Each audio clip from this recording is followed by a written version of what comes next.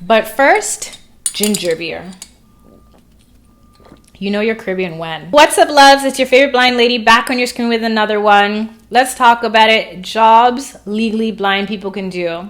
I wanted to make this video, especially since over the last couple of years, so many of you have been DMing me about what can I do? I'm going to school or I'm working in this industry. I don't know what career path to take. I'm confused. Don't worry, I got you. I have all types of suggestions for you. And hopefully this will help me remind myself of all the things I can still do, because you can get in a rut when you're losing sight and think that a lot of things are just not meant for you. Sometimes they aren't, and we have to, go over some hurdles and knock down some doors.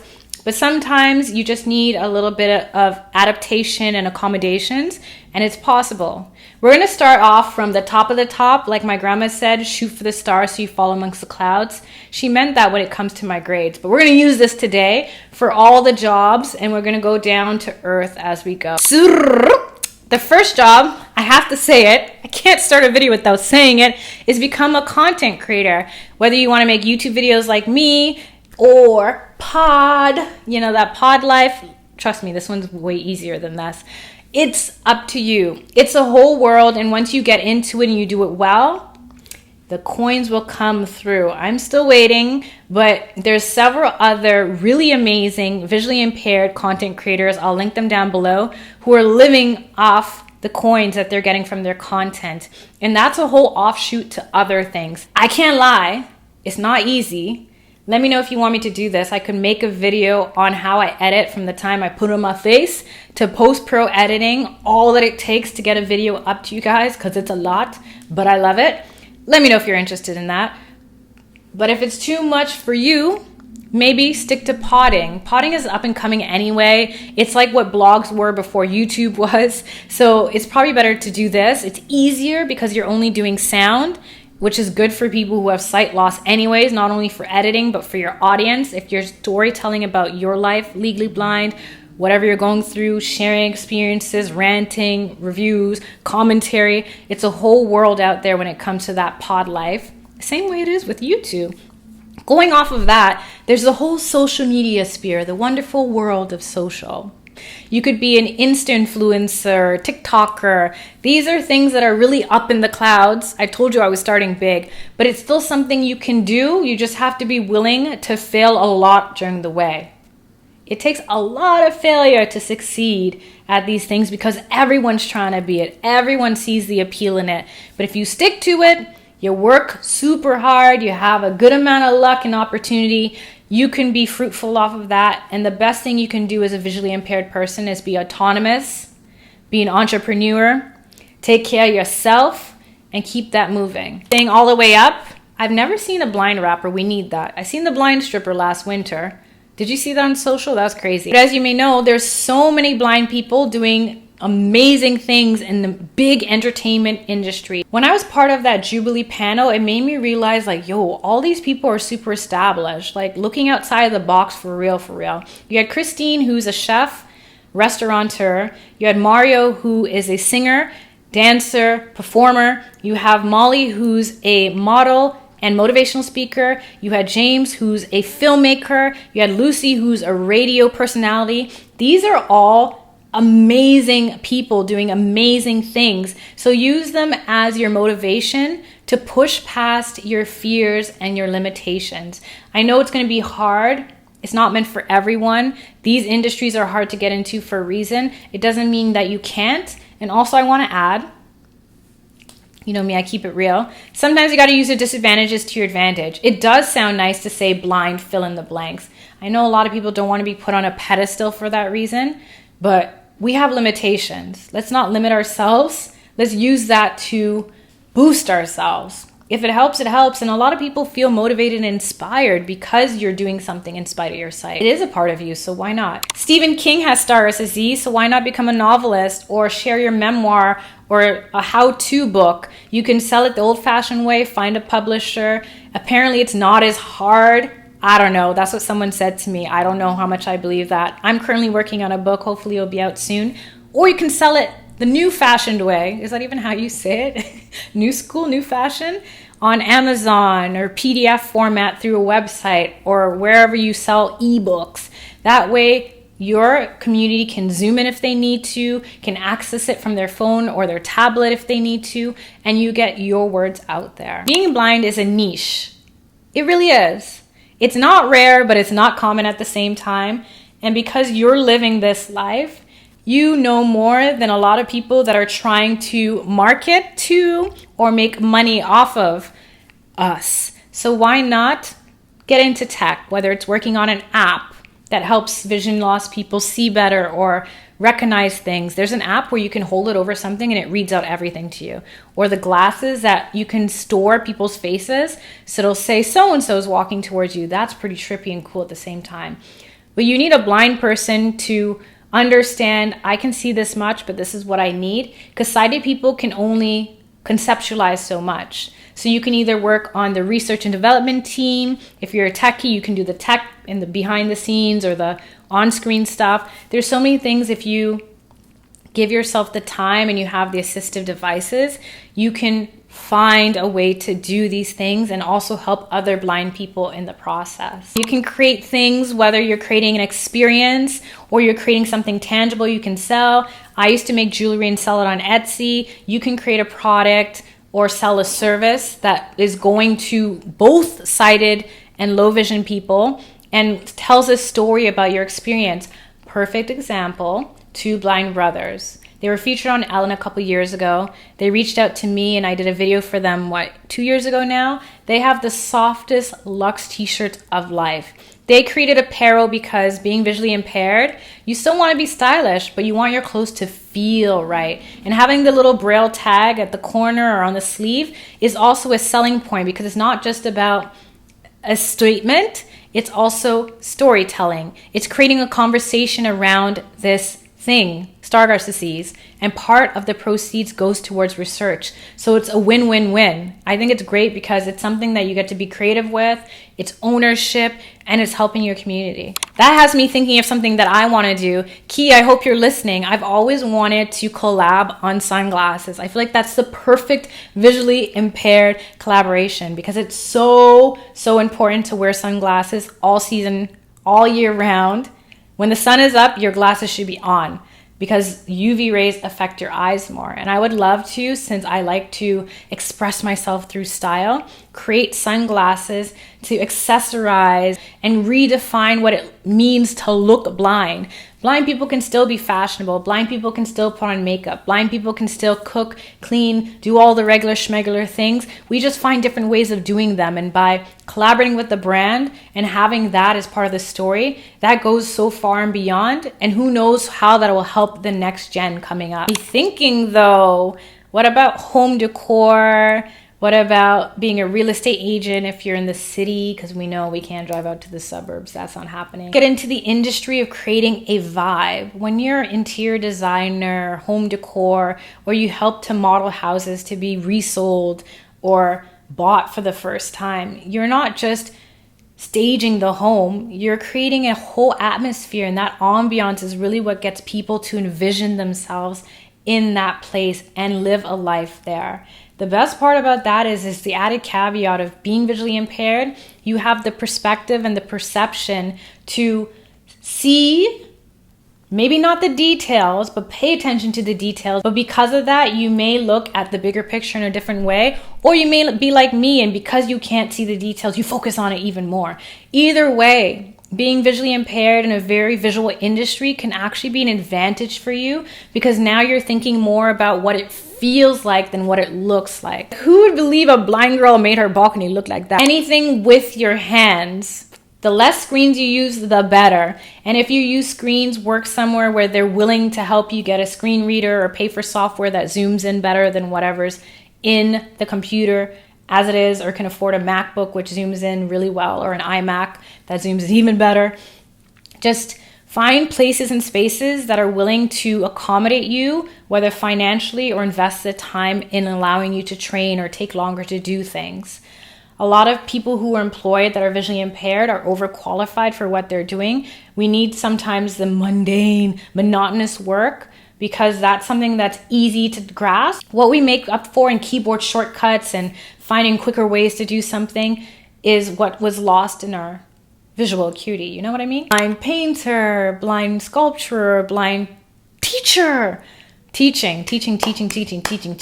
A couple years back, I was connected with Nisha Charlene. She also has Stargardt's disease. I think she lives in NYC. She's a yoga teacher. When I first saw her, it was years ago on the Rachel something show. And I was like, oh my God, she's Black and she has Stargardt's disease. It felt so great to relate on those two things, especially because when I was first diagnosed, I was in denial. Anyway, fast forward to today, she's a yoga teacher, and that brings up a whole world of jobs that we can do, whether it's yoga teacher, dancer, aerial instructor, anything where it's movement and it's about the body and the tactile and the kinetic more so than writing things down or typing into a system. When you're these things, you're helping not only someone feel in their body more, be more grounded in themselves or more assured in themselves, you're expressing yourself through movement, and you're also encouraging people to be their best selves through action and physical activity. I think that's beautiful. I wonder, like blind hairstylists, I've asked to like cut people's hair and they said no. Did you see my video last week, my hair, when I cut it myself? I don't know why. I feel like I do a good fade. Maybe I'm just overly confident, but whatever. I like this idea of creating an experience. So there's this restaurant here called Au Noir. It's jet black. When you go in there, dark. You get a couple minutes to choose what you want on the menu, and then they lead you into a room that is pitch black to give you the experience of what a blind person would go through. Don't know if I'd ever do that again, but I'm happy that I had that experience because I was like, whoa, this is next level. Trying to pick up food from a plate you can't see, trust me, it gets messy. But creating something like that, maybe not a restaurant, but something that gives everyone, no matter what their visual acuity is, a little insight towards what life is like for you. You know, it's really good. I would never do, and I hate giving advice I would never do, but I have to mention it here. Massage therapist. A couple years back when I worked at a restaurant downtown, one of the servers is like, you know what, Alicia, you should get into this. The best person in our class that graduated with the highest mark was completely blind. And I was like, oh yeah, that does make sense, because he would feel the knots in the body or the injuries better than anyone else. So if you don't mind touching bodies, because I mind touching bodies, maybe that's something you can look into, and they get paid good money. White Castle though, or is it the White Tower? I don't know what it's called. Whenever you excel in education, you elevate yourself to a whole nother level experience. It's called the White something. I think it's called the White Towel. Not towel, tower. When you do that, you're putting yourself at a whole nother level. There's a girl who's a friend of mine that was part of my youth blind group I created a couple years ago, who was pursuing her PhD in the arts.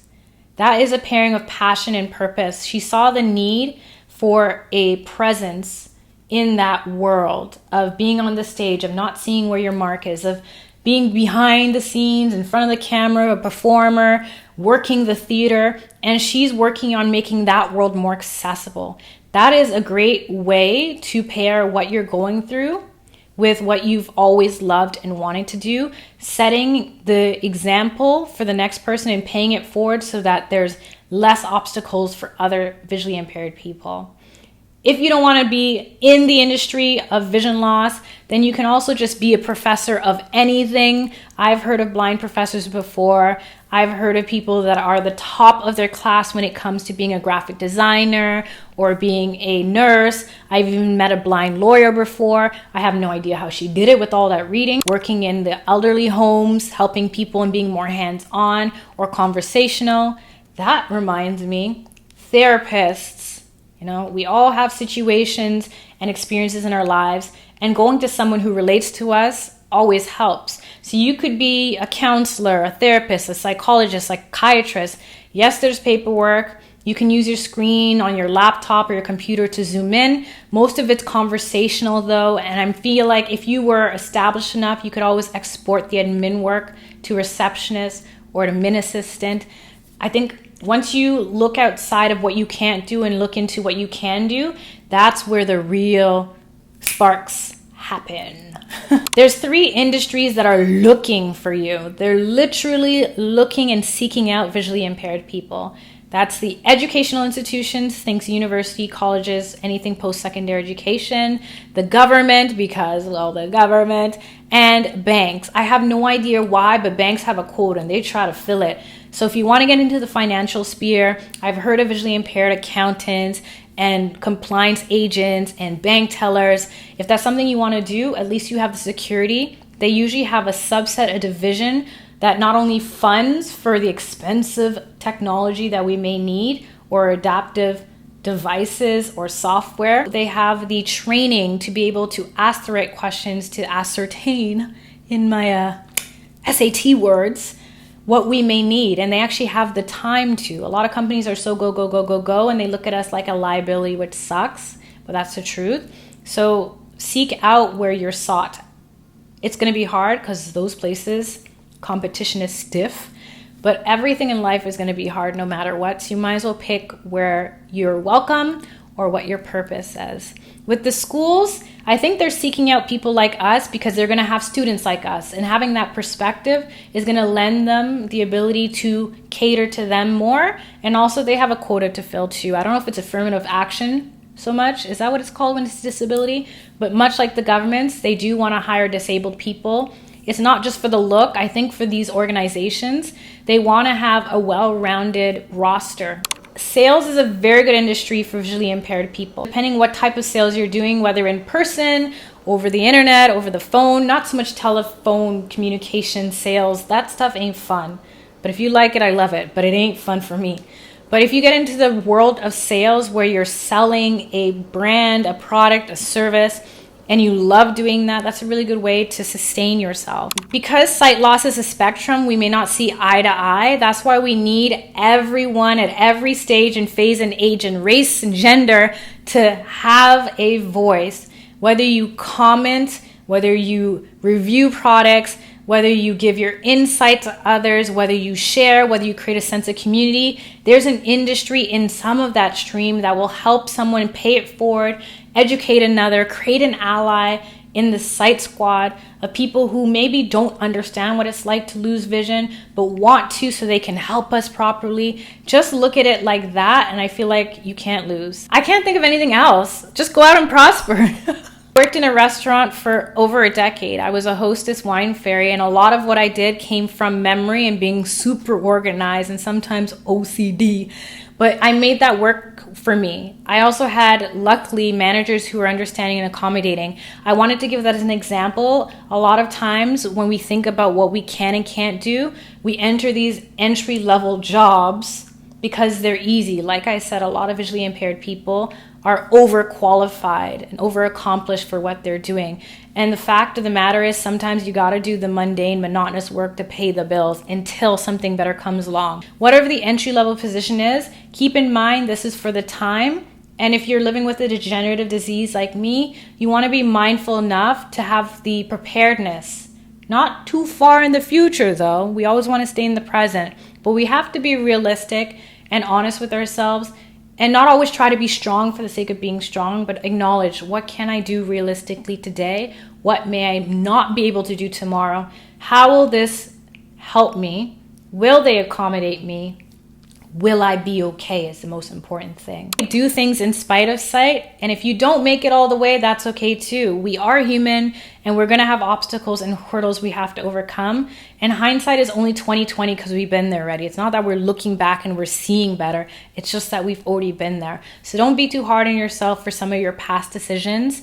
Just look forward, stay strong. I can't think of anything else. I'm fresh out of ideas, but that was a lot. I hope you enjoyed this one. If you did, you know what to do. Tap the like, share, subscribe, all that stuff to show you care. Click over here to watch my last video. Let me know down below if you've got vision loss, where you work, and what your eye disease is called, if it's got a name. If you don't have vision loss, if you're part of the Sight Squad, let me know what you learned in this video today. As always, thank you so much for watching. I appreciate each and every one of you. Stay safe, stay sane, stay blessed. Until next time, love and later.